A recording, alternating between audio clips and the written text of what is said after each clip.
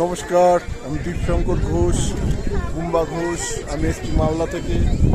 এখন আমি টাইগার হিলে সানরাইজ দেখতে, আপনারা দেখছেন এখানে প্রচুর লোকের সমাগম হয়েছে। দেখুন, এখনও সূর্য ওঠেনি। আপনারা দেখুন সেই দৃশ্য।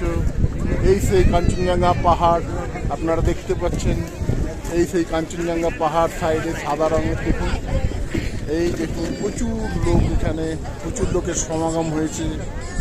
মানুষের জীবন যৌবন চলে যায়, যাদের মধ্যে প্রচুর আবেগ আছে তারাই একমাত্র এইসব দৃশ্য উপভোগ করতে পারে। এখানে আছে বহু দূর দূর থেকে লোক এসেছে। আপনারা দেখছেন এই দৃশ্য, চারদিকে চা কফি বিক্রি হচ্ছে। চেয়ার নিয়ে অনেকে চেয়ার ভাড়া করে এখানে বসেছে। আপনারা দেখুন সেই দৃশ্য। এই দূরে দেখুন কাঞ্চনজঙ্ঘা পাহাড়টা অনেকটা উদ্ভাসিত হয়েছে।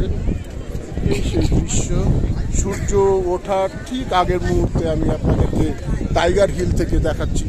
সেই মুহূর্ত, সেই দৃশ্য, সেই আবেগ জানে আপনারা দেখতে পাচ্ছেন। মনে হচ্ছে সেই উৎকণ্ঠা, এক বলে আর 6 রান করতে হবে, সেই দৃশ্য, সেই আবেগ, সেই উৎকণ্ঠা মানুষের মনে।